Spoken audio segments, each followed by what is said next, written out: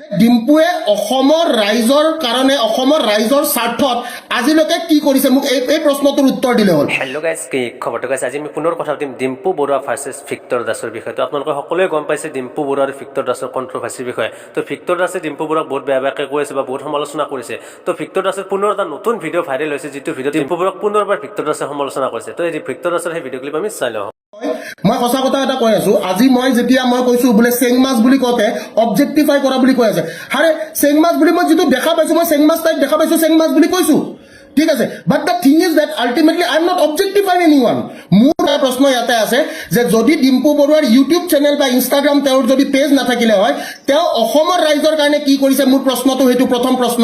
আৰু অস্তিত্বটো কি without the YouTube channel, without the Instagram, without the Facebook page. মই ডিম্পু বৰুৱাৰ অস্তিত্বত এটা প্ৰশ্ন ইয়াতে কৰিবলৈ বিচাৰিম যে without Facebook, without Instagram, without YouTube, what is the ground reality check of Dimpu Baruah, যিটো আমাৰ মানুহে আজিৰ ডেটত এতিয়া সমালোচনালৈ তেওঁলোকে টানি আনিছে। আৰু মোৰ কথাটো ক'ত, মোৰ পইণ্টটো ক'ত ভুল আছিলে যে মই যিখিনি কথা কৈছো, হোৱাট এভাৰ আই ছেড, মই যিখিনি কথা কৈছো সেই কথাখিনি মই অকল তেওঁৰ ভিডিঅ' দেখা পাই কোৱা কথা।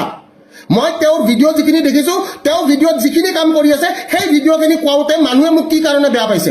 আৰু অসমৰ ছাত্ৰ সমাজ বা অসমৰ জনগণৰ কাৰণে যেনেকৈ সময় গগৈৰ দৰে আমাৰ ইউটিউবাৰবিলাকে কাম কৰি গৈ আছে, তেনেহ'লে তেওঁলোকে কিয় কাম কৰিব পৰা নাই। আৰু মই অস্তিত্বত ইয়াতে এটা প্ৰশ্ন কৰিবলৈ বিচাৰিম যে অকল প্ৰমোচনৰ পইচা দি যিখিনি কাম কৰি আছে, ইয়াতে অস্তিত্বটো ক'ত? Just let me know'. Without YouTube, without Instagram, without Facebook, who knows Dimpu Barua.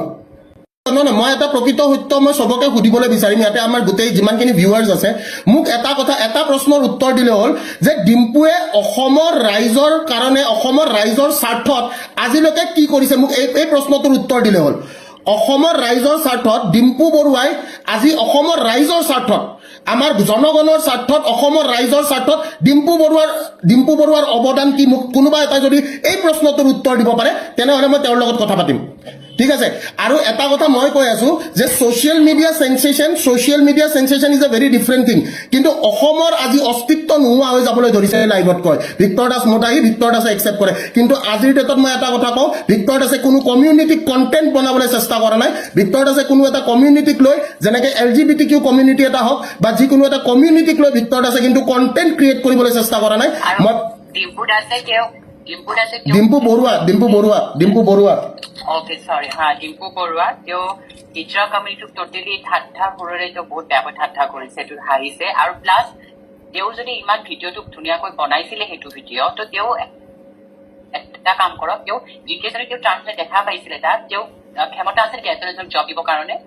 Exactly মই ইয়াতে ক'ব বিচাৰিম যে কি যোনখিনি একদম ৰাইট পইণ্টত কথা কৈছে ইয়াতে সুমনে, যে যদি আপুনি ট্ৰান্সজেণ্ডাৰখিনিৰ প্ৰতি আপোনাৰ ইমানে দৰদ, তেনেহ'লে আপুনি এটা কাম কৰক।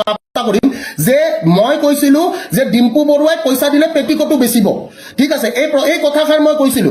কিন্তু সেইটো আজি অসমৰ জনগণে দেখা পাইছে নে নাই পোৱা যে ডিম্পু বৰুৱাই এটা কেক কটা ভিডিঅ', ফিটা কটা ভিডিঅ' ডিম্পু বৰুৱাৰ কিন্তু ব্লগত, তেওঁৰ চেনেলত আমি দেখিবলৈ পাইছো। কিন্তু তেওঁ আহিব লগা প্ৰজন্মৰ কাৰণে, ঠিক আছে, তেওঁ আহিব লগা প্ৰজন্ম। আৰু ইনফেক্ট মই এইখিনিয়ে কৈ আছো, আজি ডিম্পু বৰুৱাই কেইদিনমান আগতে সমালোচনা তেওঁ হৈছিলে, য'ত ডিম্পু বৰুৱাই কৈছিলে তেওঁ আহোমৰ ওপৰত কিছুমান মিছ ইনফৰমেশ্যন তেওঁ স্প্ৰেড কৰিছিলে।